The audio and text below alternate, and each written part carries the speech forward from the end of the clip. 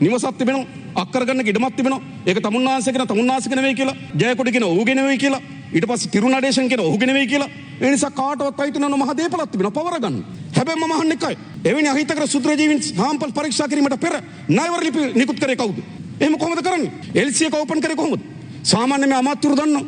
ඕනෑම ණයවර ලිපියක් නිකුත් කරන්නේ කාගේ නමටද? සප්ලයිගේ නමට, සැපයුම් කරුගේ නමට. හැබැයි මේ සල්ලි දාන්නේ කාටද? මොහන් ටී පෙරේරා කියන කුප්‍රකට ජාවාරම් කාර්යවකගේ අපේ ඉලක්කගෙන යාම සඳහා අවශ්‍ය මුදල් ප්‍රතිපාදන වෙන් කළ යුතු තිබුණා. හැබැයි වෙනි සාහමිකත්ව කැබිනට් මණ්ඩලය තුල නැහැ. ඇමතුරු එක එකව කියනවා මෙහෙම රටකට යන්න පුළුවන්. එකක් මේ පොලිස් නිලධාරීගෙන මෙහෙම මන්ත්‍රීවරයෙකුට. මොකටද මේ පොලිසිය තියන්නේ? මම අවුරුදු 21ක් මේ පාර්ලිමේන්තුවේ අමාත්‍යවරයෙකුට මාස 15ක් වැඩ කරලා තිබෙනවා. ඒක දිනක එක පොලිස් නිලධාරියෙක් අපේ ආරක්ෂාවට අරගෙන පොලිසිය 95000ක් 40000ක් යොදවලා තිබෙනවලු ප්‍රධාන ප්‍රභූ ආරක්ෂාව සඳහා. ඉතින් මොකද රටේ පොලිසියෙන් ඇති වෙන්නේ? මේ ධනෙ නාස්ති කරන්න ඕන මේවට. එතනින් අපි බහින්න ඕන. ඊට පස්සේ මේ අමාත්‍යවරුන්ට ගෙවල් දෙන්න ඕනද? ලයිට් බිල වතුර බිල ගෙවන ගෙවල් දෙන්න ඕන අමාත්‍යවරුන්. මේ ගොඩක් අයට කොළඹ ගෙවල් තියෙනවා. තමන්ගේ ගෙදරින් ඉඳන් වැඩට යන්න පුළුවන්. ඇමති දූර නැති කාලේ ගෙදර ඉන්නවා. ඇමති දූර හැදුනා මොකටද මේ ගෙවල් වලට යන්නේ? මේ අත්තරින්න ඕන. ජනාධිපතිවරයාට මම ස්තුතිවන්ත නොහු මිරියාන නිවසේ ඉන්නේ. හැබැයි මම කැමතියි ඔහු ජනාධිපති මන්දිරයට යනවා. එතුමා එතෙන්ට යන්න. හැබැයි රටවටේ වයින් කරන්න. රටවටේ තියෙනවනේ 7-8ක්. අවුරුද්දකට එක දවසක් යන්නේ නැහැ. යාළු මිත්‍රෝ, ගජ මිත්‍රෝ ගිල්ලෝ වගේ ඉන්නේ. පොලිසිය දාලා තියෙනවා, ආරක්ෂාව දාලා තියෙනවා. ඉතින් ඇමති නිවාස මේ ඔක්කොම අරගෙන එක සංස්ථාවක් හදලා ලෝකේ ඉන්න ධන කුවේරන් සංචාරකයන් ගෙන්න හදන්නේ වට. රට දුප්පත්, ජනතාව දුප්පත්, පාලකයන් පෝසත්. අතිශය ධනෙ පොදිගත බඳගත් දේශපාලනයක් තිබෙනවා. මහ ජනතාව තමන්ගේ ජීවිතය පිළිබඳ අනියත බියකින් ඉන්න වෙලාවකත් ඒකෙනුත් හොරකම් කරන්න පුළුවන්, දූෂණය කරන්න පුළුවන් මානසිකත්වයක් තියෙන මිනිස්සු මේ රට හදයිද? මම අහන්නේ ඉච්චරයි. You're watching the Life Traveller channel. තාත්තා තෙල් පෝලිමේ, අම්මා ගෑස් පෝලිමේ, දුව කිරිපිටි පෝලිමේ, පුතා පාස්පෝර්ට් පෝලිමේ. ඒ කියන්නේ මේ ආර්ථිකය පවුලකට දැනෙන ආකාරය තමයි ඒන් පිළිබිඹුවන්නේ. ඒ වගේම ගොවි ජනතාව තමන්ගේ සාධාරණ ඉල්ලීම් පෙරටු කරගෙන පාරට ඇවිල්ලා තිබෙනවා. සාමාන්‍ය ජනතාව තමන්ගේ ජීවන වියදම දරා ගන්න බැරුව අඳුනා ළඟමින් තිබෙනවා. ඒ වගේම මම දැක්ක බන්දුල ගුණවර්ධන වෙළඳ කටයුතු අමාත්‍යවරයා කියනවා විශාල ඩොලර් හිගයක් තිබෙනවා අනාගතයේදී තෙල් ගෙන්වා ගැනීමට අපහසුතාවයක් ඇති වෙයි කියලා. ඒ වගේම තෙල් සංස්ථාව බාර අමාත්‍යවරයා කියනවා විශාල කන්ටේනර් තොගයක් වරායි හිර වෙලා තිබෙනවා ගේන්න ඩොලර් නැහැ කියලා. ඒ වගේම සුසිල් ප්‍රේමජයන්ත රාජ්‍ය අමාත්‍යතුමත් බොහෝ කරුණු ඉදිරිපත් කරනවා. අනුරයාප මන්ත්‍රීතුමත් බොහෝ කරුණු ඉදිරිපත් කරනවා. ඒ නිසා මේ සියල්ලංගෙන් පෙන්වු කරන රට විශාලතම ආර්ථික ප්‍රපාතයකට ඇද වැටී තිබෙන බව. දැන් අයවැය ලේඛනයේ මොකද්ද කළ යුතු තිබුණේ? මේ ජනතාව පත් වී තිබෙන ප්‍රපාතයෙන් ගොඩේම සඳහා කෙටි කාලීන සහ මේ ඇති වී තිබෙන අර්බුදයෙන් ගොඩේම සඳහා දිගු කාලීන දැක්මක් යෝජනා කරන්න. නමුත් මේ අයවැය ලේඛනයේම කෙටි කාලීන දැක්ම හෝ දිගු කාලීන දැක්මක් ඇති නොවී තිබෙන බව තමයි අපි කවුරුත් පොදුවේ පිළිගත යුතුයි. දැන් අපි ගත්තොත් සාමාන්‍යයෙන් අපේ රටේ අර්බුද කීපයක් ගත්තොත් ඔබතුමා දන්නවා විශාල ඩොලර් හිගයකට අපේ රට මුහුණ දීලා තිබෙනවා. ඒ දිගු කාලයක් තිස්සේ අපි අනුගමනය කරන ලද ආර්ථික ප්‍රතිපත්තියේ ප්‍රතිවිපාක වලට අද අපි මුහුණ දී තිබෙනවා. ඉතිහාසයේ බරපතලම විදේශ සංචිත කඩාවැටීමට ලක් වී තිබෙනවා. ඔක්තෝබර් මාසයේ 31 වෙනිදා වෙනකොට විදේශ සංචිත ඩොලර් බිලියන 2.2කට හිඳිලා තිබෙනවා. ඒ වගේම අපි වාර්ෂිකව අපි ඩොලර් වෙනුවෙන් ඩොලර් අරන් තින ණය ප්‍රමාණය සඳහා රටක් හැටියට අපි ඩොලර් බිලියන 7කවත් ණය වාරිකයක් ගෙවිය යුතු තිබෙනවා. අපේ ආනයන සහ පණයන අතර පරතරය විශාල ලෙස වර්ධනය වෙලා තිබෙනවා. මා දැක්ක මුදල් අමාත්‍යවරයා අයවැය ලේඛනයෙන් ඉදිරිපත් කරා මේ අවුරුද්දේ වෙළඳ ශේෂය බිලියන 7ක් අපේක්ෂා කරනවා කියලා. මාගේ උපකල්පනය නම් බිලියන 7 ඉක්මවා යනවා. මොකද පහුගිය මාස 8ට ආනයන අපනයන අතර පරතරය බිලියන 5.8ක් තිබෙනවා. දැන් ඉදිරි මාස 4 සංසන්දනය කරලා බැලුවොත් මේ වෙළඳ පරතරය බිලියන 8 ඉක්මවනවා. එනිසා අපිට අතිරේක වශයෙන් ඩොලර් ආනයනය කරගැනීම මේ භාණ්ඩ ආනයනය කරගැනීමේ ඩොලර් බිලියන 8ක් අවශ්‍යයි. ඒ වගේම අපිට අතිරේක වශයෙන් ණය වාරික ගෙවීම සඳහා වසරකට ආසන්න වශයෙන් රටක් ලෙස ඩොලර් බිලියන 7ක් අවශ්‍යයි. ඒකට අපිට ඩොලර් බිලියන 15ක් මේ කරුණු දෙකට පමණක් අපි උපයා ගත යුතුයි. හැබැයි අපේ ඩොලර් ලැබෙන මාවත් වලට මොකද්ද සිදු වෙ තිබෙන්නේ? මා දැක්ක මුදල් අමාත්‍යතුමා කියනවා ඔව් අපේක්ෂා කරනවා කියලා මේ අවුරුද්දේ ඩොලර් බිලියන 11.9ක අපනයන ආදායමක් ඔව් එතෙන්ට යන්න පුළුවන් වේවි. හැබැයි අපේ ආනයන වියදම ඩොලර් බිලියන 20ට ආසන්න ප්‍රමාණයකින් වර්ධනය වීම වළක්වන්න බෑ. ඒ නිසා අපේ අපනයන ආදායම වර්ධනය වෙනවට සාපේක්ෂව අපේ ආනයන වියදම වර්ධනය වීම ඊට වඩා වැඩි වෙලා තිබෙනවා. ඒ නිසා එයත් තිබෙන ඉතාමත් අහිතකර තත්ත්වයක. ඒ වගේම අපිට ප්‍රධාන ආදායම මාර්ගයක් බවට පත්වුණු විදේශගත ශ්‍රමිකයන්ගේ ලැබීම ඔබතුමා දන්නවා විදේශගත ශ්‍රමිකයන්ගේ ලැබීම ආසන්න වශයෙන් ගත්තොත් අපිට ඩොලර් බිලියන 7.5ක් ඩොලර් බිලියන 7.8ක වගේ ප්‍රමාණයක් ලැබුණා. නමුත් මේ අවුරුද්දේ විශාල ප්‍රමාණයකින් කඩා වැටෙමින් තිබෙනවා. මම ඔබතුමාට උදාහරණයකට කිව්වොත් මේ ජුලි මාසයේ 2020 ජුලි මාසයේ අපිට මිලියන 702ක් ලැබෙනවා විදේශගත ශ්‍රමිකයන්ගේ. හැබැයි 2021 ජුලි මාසයේ අපිට ලැබෙන්නේ මිලියන 453යි. ඒ කියන්නේ 2020 හා සංසන්දනය කරලා බලනකොට විදේශගත ශ්‍රමිකයන්ගේ ආදායම ජුලි මාසයේ මිලියන 249කින් අඩු වී තිබෙනවා ඩොලර්. ඒ වගේම අගෝස්තු මාසයේ 2020 අගෝස්තු මාසයේ විදේශගත ශ්‍රමිකයන්ගෙන් අපිට ලැබුණා ඩොලර් මිලියන 665ක්. මේ අගෝස්තු මාසයේ ලැබිලා තියෙන ඩොලර් මිලියන 447යි. ආසන්න වශයෙන් ගත්තොත් ඩොලර් මිලියන 218ක අඩුවීම. ඒ කියන්නේ මේ මාස දෙක විතරක් සංසන්දනය කරලා බැලුවොත් ගිය අවුරුද්දට සාපේක්ෂව ඩොලර් මිලියන 467ක අඩුවීමක් තිබෙනවා. ඒ නිසා මේ විදේශගත ශ්‍රමිකයන්ගේ ආදායම ඩොලර් බිලියන 6.5ත් අතර ප්‍රමාණයකට තමයි රැඳෙන්නේ. අපිට ඩොලර් බිලියන 15ක් අවශ්‍ය වෙයි තිබෙනවා. මේ උපයාගන්නේ කොහොමද? ඒ සඳහා කෙටි කාලන සලස්මක් අවශ්‍යයි. ඒ මොකද අපි දන්නවා මේ ජනවාරි මාසෙ වෙනකොට ජනවාරි මාසයේ 27 වෙනිදාට ISB එක සම්පූර්ණ වෙන ඩොලර් මිලියන 500ක. බොහෝ ආර්ථික විශේෂඥයන් කියනවා එය ඉතාමත් අනතුරුකාරී තත්ත්වයක් අපිට ඇති කරાવી කියලා. ලබන අවුරුද්දේ ජුලි මාසෙ වෙනකොට අපිට ISB එකක් ගෙවන්න තිබෙනවා ඩොලර් බිලියනයක.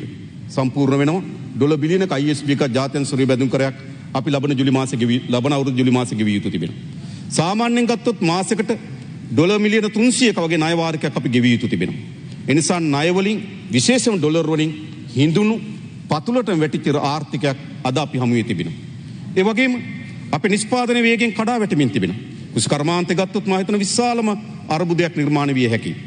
ඒ නිසා විශේෂයෙන් ගත්තොත් මේ රට තුල ඇති වී තිබෙන දැවැන්ත ආර්ථික කඩාවැටීමටත් ඒ වගේම ජනතාවගේ ජන ජීවිත තුල ඇති වී තිබෙන විශාල බිඳවැටීමටත් සාපේක්ෂව ගත්තොත් මේ අයවැය ලේඛනය ඒ සඳහා කිසිවක් නැති හිස් සහ පුස් දැක්මක් කියලා තමයි අපිට කියන්න තිබෙන්නේ. මීට වඩා මේ අර්බුදය පිළිබඳ අවධානය යොමු කළ යුතු තිබුණා කියලා මම විශ්වාස කරනවා. ඊළඟ මුදල් අමාත්‍යවරයා වැදගත් කරුණක් ඉදිරිපත් කරනවා. ඒක අපි ස්තුතිවන්ත වෙනවා. දැනට මේ ඉදිරිපත් කර තිබෙන වැය ශීර්ෂ වලට අමතරව කිසිදු වැය ශීර්ෂයක් පරිපූර්ණක ඇස්තමේන්තු ලෙස පාර්ලිමේන්තුවේ ඉදිරිපත් නොකරන බව. මම හිතනවා ඔබතුමා පහුගියදා කරලා දේ ප්‍රකාශය මේ විදියටම ලබන වසර පුරාම පවත්වා ගනිවි කියලා. හැබැයි ඔබතුමාට සහතිකයක් දෙන්න පුළුවන්ද? ඔබතුමා අපේක්ෂා කරන බිලියන 2.2ක ආදායම, ට්‍රිලියන 2.2ක ආදායම, කෝටි 2,20,000ක ආදායමක් අපේක්ෂා කරනවා. ඔබට මේ පාර්ලිමේන්තුවට සහතිකයක් දෙන්න පුළුවන්ද ඒ ආදායම ලැබෙවි කියලා? ඔබට මේ පාර්ලිමේන්තුවට සහතිකයක් දෙන්න පුළුවන්ද මේ අයවැය ලේඛන සම්මත කරන වෙලාවේදී මේ පාර්ලිමේන්තුවෙන් අනුමැතිය ඉල්ලා සිටින ණය ලබා ගැනීමේ සීමාව ඉක්මවන්නේ නැද්ද කියලා? මම ඉතාමත් සහතික වශයෙන් කියනවා තමුන්නාන්සේ පරිපූර්ණක ඇස්තමේන්තු ඉදිරිපත් නොකරාට තමුන්නාන්සේ මේ පාර්ලිමේන්තුවේ සහතික වශයෙන් ණය සීමාව වැඩි කිරීමේ යෝජනාව ඉදිරිපත් කරනවා. බලමු.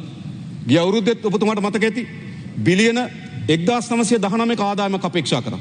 හැබැයි අයවැය ලේඛනයේ කියන ආදායම ලැබෙන්නේ බිලියන 1561යි කියලා. එන ආසන්න වශයෙන් ගත්තොත් 80%කටත් වඩා අඩු ආදායමක් තමයි ලැබෙන්නේ. ගරු කතානායක ඔබතුමා ආර්ථික පිළිබඳ යම් දැනුමක් තිබෙන අධ්‍යාපනයක් තියෙන නියෝජ්‍ය කතානායකවරයෙක්. ඔබතුමා දන්නවා සාමාන්‍යයෙන් ඕනෑම උපකල්පනයකදී 5%ක ධන ඍණ වෙනස් වීමක් සිද්ධ වෙන්න පුළුවන්. හැබැයි 20%ක 25%ක වෙනස් වීමක් සිද්ධ වීමෙන් පෙන්눔 කරන්නේ කුමක්ද? ඒ දත්ත මුළුමනින්ම අසත්‍ය සහ ඒ පුරෝකථනය මුළුමනින්ම අසාර්ථක බව. ඒක නෙවෙයිද පෙන්නලා තිබෙන්නේ. බිලියන 1919ක ආදායම ගිය අවුරුද්ද අපේක්ෂා කරනකොට ඔබතුමා මේ අවුරුද්ද ආදායම වාර්තාව ඉදිරිපත් කළා කියනවා බිලියන 1561යි ලැබෙන්නේ කියලා.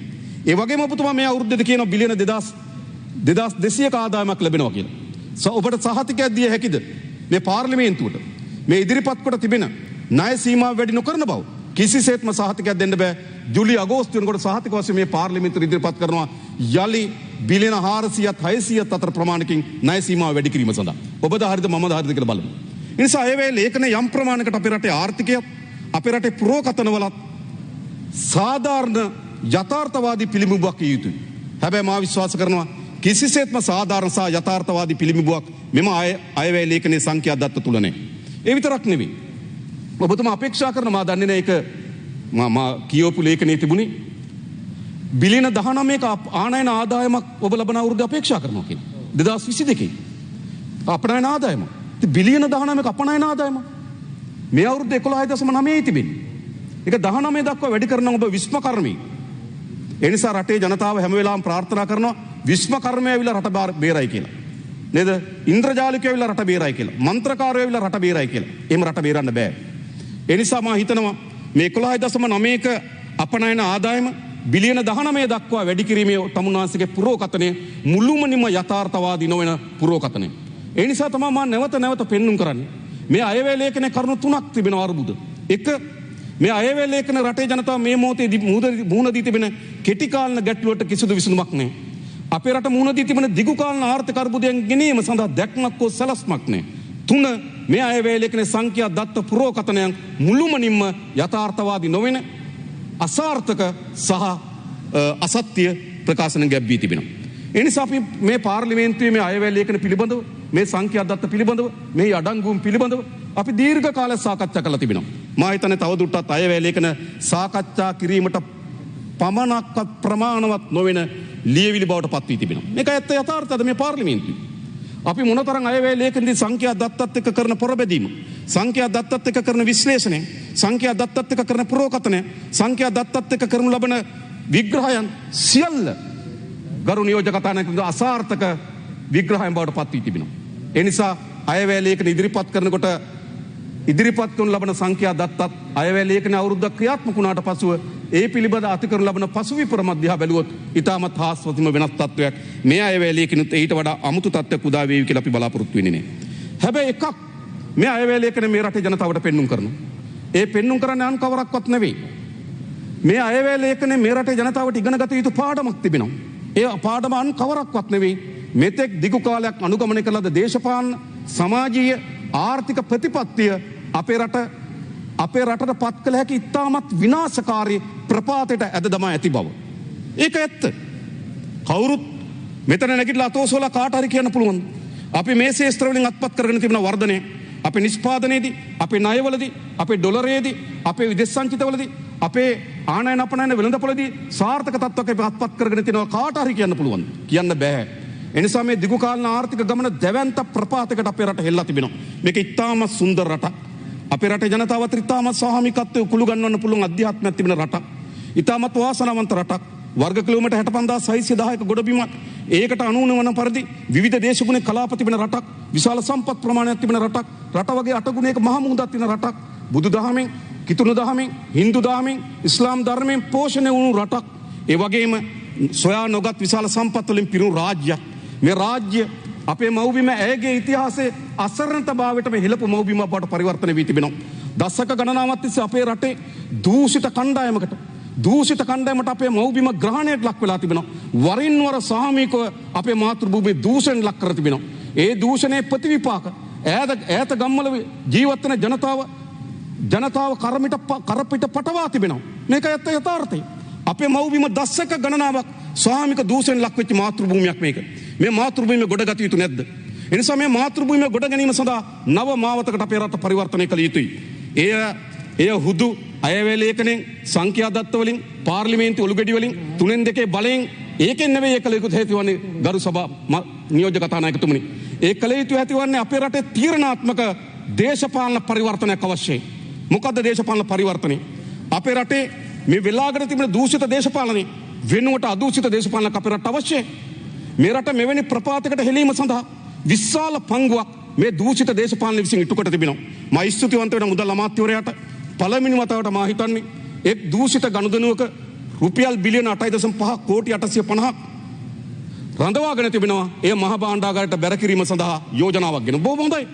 පර්පචුවල් සමාගම අයතාලෙස උපයන ලද මුදල් කෝටි 850ක් නැවත භාණ්ඩාගාරයට කැඳවීම සඳහා එතුමා යෝජනා කරනවා.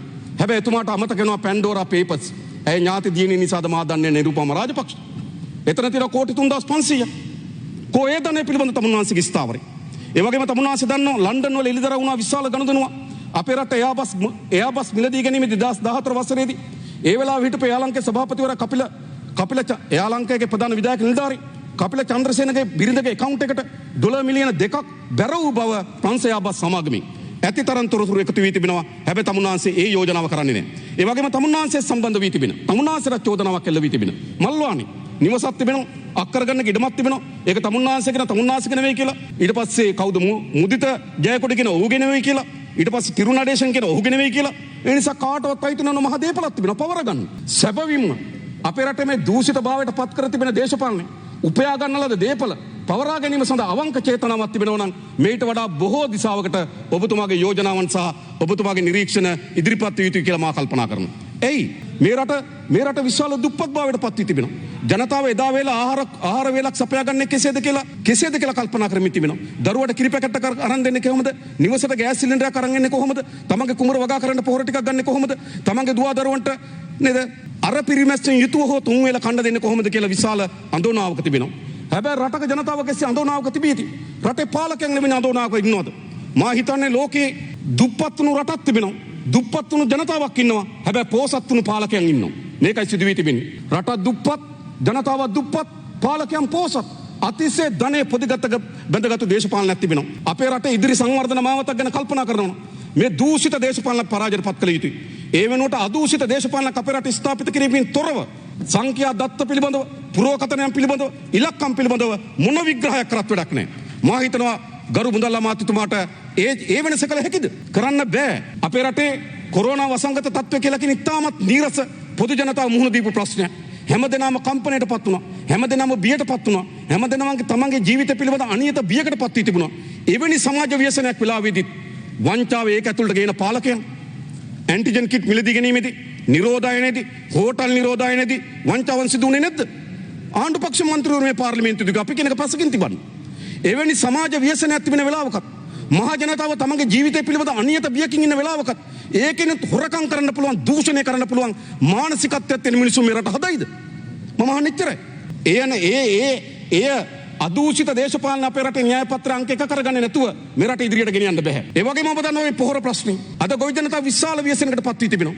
මේ පොහොර පිළිබඳ ගනු ලැබූ තීන්දුව අපි ඊටාම සભ્ય භාෂාවෙන් ප්‍රකාශ කර තිබෙනවා. විද්‍යාත්මක ඔප්පු කර තිබෙනවා. තාක්ෂණයෙන් ඔප්පු කර තිබෙනවා. ඒ අසාර්ථකම තීන්දුවක් කියලා තන ඒත් කිසිවක් අහන්න නැහැ කියන්නේ උම්මතු මනසක්. එතන තියෙන උම්මතු මනසක්. මේ අද කුසකර්මාන්තයත් වැවිලි ශාස්ත්‍රයත් මේ මුහුණ දී තිබෙන ඛේදවාචක පිළිබඳව එය ආර්ථිකයට කරන බලපෑම එය තමන්ගේ ජීවන උපාය බවට පත් කරගත්තු ජනතාවට කරන බලපෑම පිළිබඳව හැඟීමක්, සිතුවිල්ලක්, දැනීමක් නැත්නම් ඔහුට තියෙන්නේ සාමාන්‍ය ඒ කියන්නේ සාමාන්‍ය සංනිවේදන වෙන සෛල නෙවෙයි. සාමාන්‍ය හැඟුම් නෙවෙයි. ඔහුට තියෙන උම්මතු හැඟුම්, උම්මතු සෛල. ඒකයි පෙන්නුම් කරන්නේ.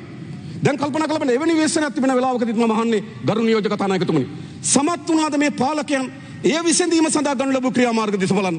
චීනෙන් පොහොර ගෙනාවා. ඒතකොට සාමාන්‍යයෙන් අපි දන්නවා අපේ රටේ සාක නිරෝධායන පනත අනුව අපිට ඉතාම ශක්තිමත් සාක නිරෝධායන සේවයක් තිබෙනවා. අපි මේ නිලධාරීන්ට ස්තුතිවන්ත වෙන්න ඕන. අපේ රට විවිධ ආක්‍රමණික පැලෑටි වලින්, විවිධ ආක්‍රමණික බැක්ටීරියා, ශුද්‍රජීවීන් වලින් අපේ මාතෘ භූමියේ බේරගෙන තිබෙන්න මේ නිරෝධායන සේව විශාල කාර්යභාරයක් කරා. ඔවුන් ඉතාමත් තමන්ගේ දැනුම, තමන්ගේ පර්යේෂණ උපයෝග කරගෙන සාම්පල් දෙකක් ප්‍රතික්ෂේප කරා මේ ඉතාමත් අහිතකර ශුද්‍රජීවීන් ඉන්න බව. හැබැයි මම අහන්නේ එකයි. එවැනි අහිතකර ශුද්‍රජීවීන් සාම්පල් පරීක්ෂා කිරීමට පෙර ණයවර ලිපි නිකුත් කරේ කවුද? එහෙම කොහොමද කරන්නේ? රටට ගේන්න සුදුසුද නැද්ද කියලා නිසි පරීක්ෂාවකින් තොරව LC විවෘත කරේ කවුද? අද චීන රජයට දොස් කීමෙන් පළක් නැහැ. ඔවුන් කියන්නේ සාධාරණ ප්‍රශ්නයක්. මොකද ඔවුන් කියන්නේ? ඔවුන් කියන්නේ අපිට ණයවර ලිපි නිකුත් කරා, අපිට බහන්න ඇනුම් කරා, අපි නැව පිටත් වුණා. ඔයගොල්ලෝ LC ඕපන් කරලා තිබෙන්නේ අපේ නැව අවසල්ලි දීපන්. සල්ලි දෙනකන් යන්නේ නේ. හැබැයි කවුද මෙතන මේ ගනුදෙනු කරේ? සාම්පල් පරීක්ෂා කිරීමට කලින් කවුද LC එක ඕපන් කරන්න නියෝග දුන්නේ? මහින්දානන්ද අලුත්ගේ මන්ත්‍රීවරයා පහුගිය දවස්වල පොහොර පිළිබඳ බදාගෙන කතා කරා. මේ දවස් 7කින් නම් කියනවා පොහොර මග නෙවෙයි සසේන්ද්‍රගේ කියනවා. මා දන්නේ ඒක ඇතුලේ තියෙන කුමක්ද කියලා. අර මා දන්නේ ඊට කලින් තිබුණේ මොකද්ද කියලා. ඊට කලින් පොහොර ගැන මේ පාර්ලිමේන්තුව රටේ ඔක්කොම නේද වීරයා ඔහු. හැබැයි අද කියනවා පොහොර මග නෙවෙයි සසේන්ද්‍ර රාජපක්ෂගේ කියනවා. හරිද? ඒ වගේම තමයි ආස දන්නවා. ඊට පස්සේ ඉන්දියාවෙන් නේද නැනෝ යූරියා මේ නයිට්‍රජන් කියන එක මොකක් හරි ද්‍රව්‍යයක තැම්පත් කරන ප්‍රභේදය යූරියා. ඒක මේ විද්‍යාත්මක නැනෝ යූරියා ආනයනය කරනවා. අද මොකද පළ වී තිබෙන්නේ? ඉන්දියාවේ එහි මිල රුපියල් මිලිලීටර් 500ක මිල රුපියල් 654යි. හැබැයි ලංකාව ගෙනත් තිබෙන්නේ මිලිලීටර් 500ක් ගෙනත් තිබෙන රුපියල් 2550ට. න 4 ගුණයකට අධික මිලකට ගෙනත් තිබෙනවා. LC එක ඕපන් කරේ කොහොමද? සාමාන්‍ය මේ අමාත්‍යවරු දන්නෝ ඕනෑම ණයවර ලිපියක් නිකුත් කරන්නේ කාගේ නමටද? සප්ලයර්ගේ නමට, සැපයුම් කරුගේ නමට. හැබැයි මේ සල්ලි දාන්නේ කාටද? මොහන් ටී පෙරේරා කියන ස්කුප්‍රකට ජාවාරම්කාරයෙකුගේ මේ ටවුන් හෝල් වල තියෙන මහජන බැංකුවේ ශාඛාව ගිණුමක් තිබුණේ පී.බී. ජයසුන්දර නියෝගයක් නිකුත් කරලා ගිහුම අරින්න කියලා. ඒක එහි දෙවනි කළමනාකරණ තුමිය CID එකට ප්‍රකාශ තියෙනවා. ඒතකොට හදිසි account එකක් කරලා සඳුදා දිනේ account එකක් කරලා මේ සල්ලි ඒකට යවනවා. තීරණය ගන්නේ සඳුදාරය කැබිනට් මණ්ඩලය. සඳුදාරය කැබිනට් මණ්ඩලය එකතු වෙනකොට සඳුදා දවල් වෙනකොට සල්ලි මාරු කරලා ඉවරයි. අපි අහනවා මෙවැනි ව්‍යසනයක් වෙලාවෙදිත් වංචාහිත එළියට එන පාලක කණ්ඩායමක් මේ රට හදයිද? පොහොර ව්‍යසනය, කොවිඩ් වසංගත ව්‍යසනය, ව්‍යසන වෙලාවකදී තමන්ගේ මනස වැඩ කරන්නේ. ඒකෙන් කීයක් හරි ගහ ගන්න නම්, දූෂිතභාවය නම් තමන්ගේ මනස කීයක් හරි හම්බ කරගැනීමේ සුවමනාවෙන් නම් කටයුතු කරන්නේ එවැනි පාලකයන් මේ රට හදන්නේ නැහැ. ඒ නිසා මේ රට හැදීම සඳහා ඉතාමත් වැදගත් ප්‍රවේශයක් අපේ රට අවශ්‍යයි. මේ දූෂිත දේශපාලන වෙනුවට අදූෂිත දේශපාලනයක් අපේ රට අවශ්‍යයි. දෙක, මේ රට අත්පත් වී තිබෙන ප්‍රපාතය සරල තැනක නෙමෙයි තිබෙන්නේ. මේ රට ගොඩනැගීම සඳහා සියලු දෙනා සාමූහික ප්‍රයත්න දැරිය යුතුයි. ඒ නිසා මා මේ රටේ පොදු ජනතාවගෙන් ඉල්ලා සිටින්නේ. ඔබ හැමදාමත් විශ්වාස කරන තනි පුද්ගලයන් කෙරෙහි ඔබ හැමදාමත් බලාපොරොත්තු තිබෙනවා මා කලින් කියු පරිදිම ඉන්ද්‍රජාලිකය වෙලා රට ගොඩනගේ ගනි දියසෙන් කුමාරය වෙලා රට ගොඩගනි මොන කට්ටියද ආවේ නැත්තේ? දුප්පතාගේ හිතවතෙක් ආවා. නේ මතකද? නේද? විහාර මහදේවිය ආවා, දුටුගැමුණු ආවා, පොළොන්නරුවේ ගැමිය ආවා, ආසියාවේ ලොකුම මොළේ ආවා, වැඩ කරන විරුව ආවා, එන්න පුළුවන් හැම වර්ගෙම ඉන්ද්‍රජාලිකයෝ ආවනේ. මොකද්ද රට අත්පත් වෙලා තිබෙන්නේ? රටට අත්පත් වෙලා තිබෙන ව්‍යසනේ, රටට අත්පත් වී තිබෙන විනාශය. ඒ නිසා මේ රට ගොඩනැගීම තනි පුද්ගලයන්ගේ විශ්ම කර්ම වැඩක් නෙවෙයි. මේ රට ගොඩනැගීම සාමූහික ප්‍රයත්නයක්. කැබිනට් මණ්ඩලය සාමූහිකව, ආණ්ඩුව සාමූහිකව, දේශපාලන සාමූහිකව, රාජ්‍ය සේවකයන් සාමූහිකව, පෞද්ගලිකයන් සාමූහිකව, රටේ තරුණ පරම්පරාව සාමූහිකව, ගොවියා, දීවරය, වැඩ කරන ජනතාව සාමූහිකව මේ හැමදෙනාම සාමූහික පොරබැදීමක් කරේ නැත්නම් මේ රට ගොඩ ගන්න බෑ. හැබැයි සාමූහික ප්‍රයත්නයක් යොදන්න මොකද කරන්න ඕන? පළමු කොටම දේශපාලනය වරප්‍රසාදලා තනතුරක සිට සාමාන්‍ය සියසුනේ සිට පහළට බහින්න ඕන. අහසේ සිට පහළට බහින්න ඕන. දේශපාලන කියන වරප්‍රසාදලා තනතුරක් නොවේ. දේශපාලන කියන්නේ සමව පුරවැසියන් එක්ක ඉඳගෙන සමසම පුරවැසියන් එක්ක කටයුතු කරන සමසම පුරවැසියන්ගේ දුක සතුට බෙදාගෙන රට ගොඩනගන ව්‍යායාමයක් බවට පත් කරන්න ඕන. ඒ නිසා අපි සාමූහිකත්වය කැඳවන්න ඕන මේ රටට. තමුන්නාන්සලා සාමූහිකත්වය කැඳවන්න පුළුවන්. තමුන්නාන්සලාට ඒ සාමූහිකත්වය කැඳවන්න බෑ. ඇයි? මේ අයවැය ලේඛනේ බලන්න. මා ගොඩාක් විස්තර කරන්න නෑ මට කාලය සීමිත නිසා. මේ අයවැය ලේඛනේ තමුන්නාන්සලා දන්නවා. රාජපක්ෂවරු කැබිනට් මණ්ඩලයේ 1 2 3 4ක් නියෝජනය කරනවා. මා හරියටි 1 2 3 4යි. ඊට අමතරව රාජ්‍ය අමාත්‍යවරයෙක් ඉන්නවා නේද? ඒතර විශාල ප්‍රමාණයක් නියෝජනය කරනවා. ඒ පවුල වෙත ඔවුන් නියෝජනය කරන අමාත්‍යංශයට කොච්චර මුදල් වෙන්කොට තිබෙනවද? මුළු වියදම බිලියන 5200යි. ට්‍රිලියන 5.2යි. හැබැයි ඒ අමාත්‍ය සඳහා වෙන් කරලාද මුදල ට්‍රිලියන 3470යි. එතකොට ට්‍රිලියන මිලියන 5200ක් වැය කරනකොට මිලියන 3470ක් වැය කරන්නේ එක කණ්ඩායමක් අත. පවුලක් අත. ඒ කියන්නේ මුළු රාජ්‍ය වියදමෙන් 64%ක්. ඉතින් කොහොමද කැබිනට් මණ්ඩලයට සාමූහිකත්වයක් නිර්මාණය කරන්නේ? අනිත් ඒවා නිකන් සූප්පු කර ඉන්න පුළුවන් මස්කටු. හැබැයි ඒවා අපේ සංවර්ධනයේ ප්‍රධාන උපාය මාර්ග නෙවෙයිද? අධ්‍යාපන අපේ රටේ සංවර්ධන උපාය මාර්ගයක් නෙවෙයිද?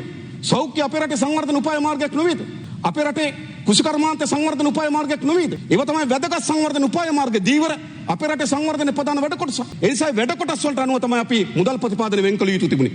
ඒ වැඩ කොටස් වල ඉලක්කය අපි අපේ ඉලක්කය ගෙන යාම සඳහා අවශ්‍ය මුදල් ප්‍රතිපාදනය වෙන් කළ යුතු තිබුණා. හැබැයි වෙන සාමූහිකත්වයක් කැබිනට් මණ්ඩලය තුල නැහැ. ඇමතුරු එක ඒවා කියනවා මෙහෙම රටකට යන්න පුළුවන්. මෙහෙම රටකට යන්න පුළුවන්. සමහර කැබිනට් ඇමතුරු කියනවා එහෙම කැබිනට් පත්‍රිකාවක් දැක්කේ නැති බව. එහෙම එකක් සම්මත නොවූ බව. අනිත් අය කියන එහෙම සිදු වූ බව. කවුද අපි විශ්වාස කරන්නේ? ඒ නිසා එක දේශපාලනයේ 3-2 ස්ථාවරත්වය නෙවෙයි. ඒවා නිකන් අලියලුමුළු කෙලපිඩක්සේ හෙලවෙනවා වැටෙනවා. ස්ථාවරත්වය තියෙන සාමූහිකත්වය මත. ඒ නිසා පළමුවටම ආණ්ඩුවක් ඇතුලේ දේශපාලන සාමූහිකත්වය නිර්මාණය වෙන්න ඕන. ඊළඟේ දේශපාලනයේ සමත් වෙන්න ඕන සමාජ සාමූහිකත්වය කැඳවගෙන ඉන්න. මේ සමාජය මේ රට ගොඩනැගීම පිළිබඳව ඉතාමත් වේදනාවකින් සහ අපේක්ෂාවකින් පෙළෙනවා. මම දන්න අපේ රටේ විදේශගත පුරවැසියන් මේ රට ගොඩනැගීම පිළිබඳ මහත් අභිලාෂයක් බලාපොරොත්තුවක් ඇති වුණු. ඔවුන් මේ රටෙන්ද ලෑස්ති. මේ රට ගොඩනැගීම සඳහා මුදල් එවන්න ලෑස්ති. හැබැයි පාලකයා පෙන්වන්න ඕනකම තිබෙනවා මේ රට ගොඩනැගීම සඳහා ඇත්ත ප්‍රයත්න තමන්ට තිබෙන බව. ඇත්ත දැක්මක් තිබෙන බව. ඇත්ත වමනාවක් තිබෙනවා පාලකයා පෙන්වන්න ඕනකම තිබෙනවා. අපේ රටේ පුරවැසියන් ඔබට මතක ඇති. නේද? ලක්ෂ 2-3 වියදම් කළ චාටර් ෆ්ලයිට් තරම් කතරයක් ගහලා යන්න ආවා. මා කියන්නේ උන්ගේ රැවටීම නෙවෙයි. එදා ගෝඨාභය රාජපක්ෂ ජනාධිපතිවරයාට ජනාධිපතිවරණය ජයග්‍රහණය කිරීම සඳහා මේ රටේ ඡන්ද දීපු සාතිශය බහුතර ජනතාවක් ඔවුන් දේශපාලන කරේ විශ්වාසය බිඳවැටලා තිබුණා. ඔවුන් මේ රට ගොඩනැගීම පිළිබඳ අපේක්ෂාවන් බිඳවැටලා තිබුණා. නමුත් ඔවුන්ට නැවුම් අපේක්ෂාවක් ගෝඨාභය රාජපක්ෂ මහත්මයා විසින් ඉටු කරයි කියලා විශාල බලාපොරොත්තුවක් තිබුණා. ඔවුන් චාටර් ෆ්ලයිට් තරම් ආව කතරයක් ගහලා යන්න. දිනුවට පස්සේ තරුණයන් තාප්පවල චිත්‍ර අඳින්න පටන් ගත්තා. තරුණයන් පුරන් කුඹුරුවක් සද්දන්න පටන් ගත්තා. මේ රට ගොඩනැගීම පිළිබඳ විශාල අභිලාෂයක් තිබුණා. හැබැයි කොයි අභිලාෂي? තමුන්නාන්සලට පවත්වාගෙන යන්න පුළුවන් පවත්වාගෙන යන්න බෑ. පළමු කොටම තමුන්නාන්සලා මේ දේශපාලනය වරප්‍රසාදලත් තනතුරක සිට මහජන සේවයක් බවට පරිවර්තනය කරන්න ඕන. ඒ ආදර්ශය දෙන්න ඕන. ඒ ආදර්ශය දිහෙන්නේ කෙසේද? එකක් මේ පොලිස් නිලධාරීන් මේ හැම മന്ത്രിවරයෙකුට. මොකටද මේ පොලිසිය තියන්නේ? මම අවුරුදු 21ක් මේ පාර්ලිමේන්තුවේ අමාත්‍යවරයෙකුට මාස 15ක් වැඩ කරලා තිබෙනවා. ඒක දිනක එක පොලිස් නිලධාරියෙක් අපේ ආරක්ෂාවට අරගෙන ඉන්නේ. හරි? ගත්තේ නැති අය ඉන්නවනම් බොහොම හොඳයි. ගත්තේ නැති අය ඉන්නවනම් බොහොම හොඳයි. හැබැයි මම කියන්නේ මතක තියාගන්න. මොකටද මේ? මම දැක්ක එක වෙලාවකදී පොලිසිය ඉන්න 85000ක් මා දන්නේ වත්පත්‍ර වාර්තාවක් මා ඒක වගේ කියන්නේ පොලිසිය ඉන්න 85000ක් 40000ක් යොදවලා තිබෙනවලු ප්‍රධාන ප්‍රභු ආරක්ෂාව සඳහා. ඉතින් මොකද රටේ පොලිසියෙන් ඇති වෙන්නේ? මේ ධනෙ නාස්ති කරන්න ඕන මේවට. එතනින් අපි බහින්න ඕන. ඊට පස්සේ මේ අමාත්‍යවරුන්ට ගෙවල් දෙන්න ඕනද? ලයිට් බිල වතුර බිල ගෙවන ගෙවල් දෙන්න ඕන අමාත්‍යවරුන්. මේ ගොඩක් අයට කොළඹ ගෙවල් තියෙනවා. තමන්ගේ ගෙදරින් ඉඳන් වැඩට යන්න පුළුවන්. ඇමති දුර නැති කාලේ ගෙදර ඉන්නවා. ඇමති දුර හැදුනා මොකටද මේ ගෙවල් වලට යන්නේ? මේ අත්තරින්න ඕන. ජනාධිපතිවරයාට මම ස්තුතිවන්ත වෙනවා. ඔහු මිරියාන නිවසේ ඉන්නේ. හැබැයි මම කැමතියි ඔහු ජනාධිපති මන්දිරයට යනවා. ඒක එතන එතුමට ලේසි. මිරියානේ දා යනකොට පොලිසිය පාරේ දාලා හැම කඩේකම CID දාලා කොත්තු කඩේ කාටවත් ඉන්න බෑ. සැලුන් එක වැඩක් කරන්න බෑ. මිරියාන ප්‍රදේශ මිනිස්සුන් ඊට වඩා ප්‍රශ්නයක්.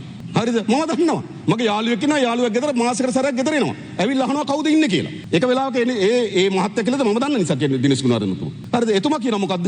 හරිද? ඉතින් කරුණාකරලා යාට ගියක් තියෙනවා. ඒ ගෙදර අරන් යන්න කියලා. ඒගොල්ලන්ට ඒ ඉන්න කියලා. එතුමා එතෙන්ට යන්න. හැබැයි රටවටේ වයින් කරන්න. රටවටේ තියෙනවනේ 7-8ක්. අවුරුද්දකට එක දවසක් යන්නේ නැහැ. යාළු මිත්‍රෝ, ගජ මිත්‍රෝ ගිල්ලෝ වගේ ඉන්නේ. පොලිසිය දාලා තියෙනවා, ආරක්ෂාව දාලා තියෙනවා. ඉතින් ඇමති නිවාස මේ ඔක්කොම අරගෙන එක සංස්ථාවක් හදලා ලෝකේ ඉන්න ධන කුවේරන් සංචාරකයන් ගෙන්න හදන්නේ ඒවට.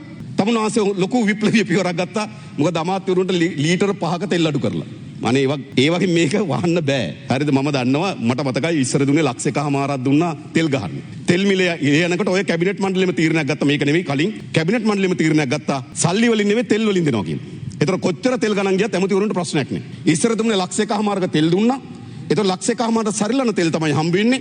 ඊට පස්සේ තෙල් මිල ඉහළ යන්න මොකද උනේ? තෙල් මිල ඉහළ යන්න තෙල් ගාන අඩු වුණා. ඊට පස්සේ තෙල් වලින් දෙන්න තීන්දුව කරා.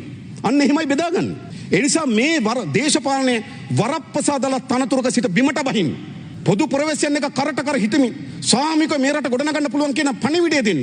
අන්න ඒක තමයි අපේ රටේ දේශපාලනයේ දෙවෙනි පරිවර්තනය. එහෙම නැතුව වෙන්නේ වගේ මේ රට ගොඩ ගන්න බෑ. එකක් අදූෂිත දේශපාලනය, දෙක මහජනයා සාමික ලෙස මේ රට ගොඩ නැගීම සඳහා බද්ධ කර ගැනීම. තුන ආර්ථික වැඩපිළිවෙල. මේ කෙටි කාලීන අර්බුදයට විසඳුම් දිගු කාලීනව. අපි දන්න ඕනෑම රටක් තමන්ගේ ආර්ථික සංවර්ධන මාවත හදන්නේ. අපේ බොහෝ අය අපිට කිව්වා ගරු නියෝජක කතානායකතුමා අපි සිංගප්පූරුවක් කරනවා කියලා. සිංගප්පූරුවක් විය හැක්කේ සිංගප්පූරුවට විතරයි. අපි මැලේසියාවක් කරනවා කියනවා. මැලේසියාවක් කළ හැක්කේ මැලේසියාවට විතරයි. එයි හැම රටක්ම සමන්ගේ සංවර්ධන උපාය මාර්ගය සකස් කරගන්න. ඒ රටේ තිබෙන විශේෂිතා මත අපි දන්න සිංගප්පූරුව කියන්නේ වර්ග කිලෝමීටර් 600 ගණනක් තිබෙන කොළඹ දිස්ත්‍රික්කයට ආසන්න කුඩා භූමියක්. විශාල නැව් මාර්ගයක් තිබෙනවා. දැන් එක හයි ලෙවල් පාරයිනේ පර්චස් 1000ක් තියෙනවා වගේ. හයි ලෙවල් පාරයිනේ පර්චස් 1000ක් තියෙනකොට කවුරුවත් යන්නේ නැහැ බතල හිටවන්න. කවුරුවත් යන්නේ නැහැ මඤ්ඤොක්ක හිටවන්න. හයි ලෙවල් පාරේ පර්චස් 1000ක් තියෙනවා සුපර් මාකට් එකක් දානවා. ඉතින් සිංගප්පූරුව විශාල නැව් මාවතක් අයිනේ පිටලා තිබුණා. ලොකුම සුපර් මාකට් එක දැම්මා. ඒක ලෝකේ ලොකුම සුපර් මාකට් එක. සුපර් මාකට් එකට අවශ්‍ය වෙන කරුණු තමයි දිනු කරේ. සුපර් මාකට් එකට ඕන තාමත් හොඳ බැංකු පද්ධතිය. ඉතින් සිංගප්පූරුව දිනු කරන්න ලෝකේ කාර්යක්ෂම බැංකු පද්ධතිය හදුවා සිංගප්පූරු ඩෙවලොප්මන්ට් බැංක්. එයි මූල්‍ය ගණන් දෙන්න ඕන සුපර් මාකට් එකට. ඊළඟ මිනිස්සු එන්න ඕන සුපර් මාකට් එකට. ඒ නිසා ලෝකේ කාර්යක්ෂම ගුවන් සේවය හදුවා සිංගප්පූරු එයාලයින්. ඊළඟ ලෝකේ කාර්යක්ෂම වරාය පද්ධතිය හදුවා සිංගප්පූරු වරාය. මොකටද? සුපර් මාකට් එකක් දිනු කරන්න. දැන් අපේ රට සුපර් මාකට් එකක් කරන්න බෑ.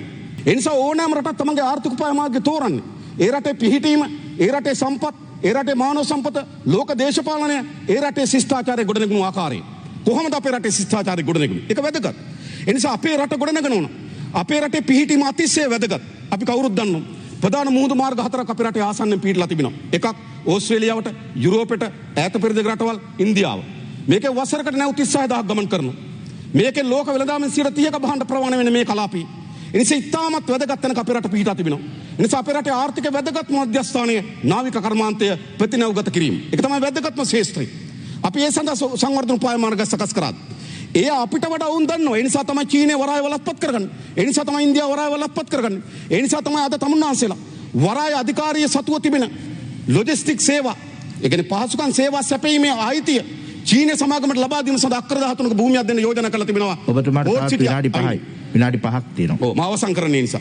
ඒ නිසා මේ පිහිටීමත් එක්ක සංවර්ධන මාවතක්, අපේ රටේ ස්වභාවික සම්පත් එක්ක සංවර්ධන මාවතක්, අපේ රටේ මානව සම්පතත් එක්ක සංවර්ධන මාවතක්, අපිට විශාල මානව සම්පතක් ඉන්නවා. මේක දියුණු කළ හැකි මානව සම්පතක්. විශේෂයෙන්ම අපිට සංවිධිත අධ්‍යාපනයක්, දිගු කාලයක සංවිධිත අධ්‍යාපනයක් තිබෙනවා.